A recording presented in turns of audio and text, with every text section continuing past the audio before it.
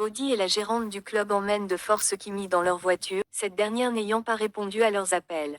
Jules rend visite à Norman dans la chambre d'hôpital de sa femme. Il lui apprend qu'un triple homicide a eu lieu dans la décharge où Ina a été retrouvée et qu'il essaie de récupérer les vidéos de surveillance. Norman indique que l'œdème cérébral de sa femme se résorbe et qu'elle pourra donc bientôt raconter ce qui s'est passé. Il pense toujours que ce sont ses neveux qui sont responsables de son état car c'est elle qui hériterait de toutes les actions s'il lui venait à disparaître. Jules prévient Mallory que la femme de Norman va être sortie du coma dès demain. Il propose d'en parler à Horace. Elle lui demande s'il sait où son mari se trouve mais Jules répond qu'il n'en sait rien. Bodhi dépose Kimi à l'hôtel où elle y retrouve Roy. Il lui demande si elle s'est servie de l'assistance vocale pour appeler sa femme mais elle nie. Il la croit ne la pensait pas assez intelligente pour le faire. Il lui demande de partir. Horace quitte Angel et lui dit que c'est lui ou Kimi qui le préviendra de leur prochaine rencontre. Kimi rentre chez elle où Angel se rhabille. La femme d'Angel l'appelle car elle croit qu'il a passé tout ce temps à la tromper avec Kimi. Elle se trouve dans le parking où elle casse la voiture d'Angel accompagnée de ses frères. Elle lui interdit de revenir chez elle. Angel propose de nouveau à Kimi qui est en larmes de se servir de la richesse d'Horace, ce que Kimi accepte. Jules rend visite à Horace qu'il prévient que la femme de Norman sera bientôt guérie ce qui pourrait poser problème.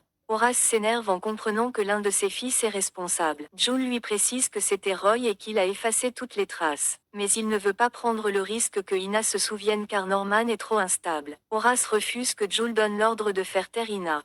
Il se rappelle que le directeur lui doit une faveur qui l'aiderait à se débarrasser de quelqu'un. Une infirmière vient changer la perfusion de la femme de Norman qui tient à rester à ses côtés. Mallory demande à son assistant Calvin qu'elle n'arrive plus à localiser son mari mais Calvin ne sait pas où il est. Elle lui fait comprendre qu'il ne doit pas parler à Jules de leur aventure. Elle lui demande de lui rapporter tout ce qu'il apprendrait sur son mari. Jules reproche à Bodhi de ne pas savoir maîtriser Kimi et laisse entendre qu'elle pourrait prendre sa place. Bodhi souhaite se venger de Kimi en s'attaquant à ses proches notamment Angel qu'elle pense être son amant. Norman sort de la chambre de sa femme pour pouvoir reparler avec l'infirmière mais ne trouve que les deux seules infirmières travaillant ce soir dont elle ne fait pas partir, ce qui rend Norman suspicieux. Mallory appelle Charles pour organiser une rencontre afin de préparer une stratégie pour le procès touchant l'entreprise familiale qui pourrait être important selon leur avocat. Ce dernier, Barney se trouve être l'amant de Charles. Il lui confirme que la situation est délicate pour l'entreprise familiale qui pourrait faire faillite. Mallory montre à son mari des articles de presse montrant la femme d'un médecin ayant eu une liaison avec une prostituée et le menace si elle se trouve dans la même position à cause de lui. Roy lui reproche de tenir beaucoup trop aux apparences et il continue à s'invectiver.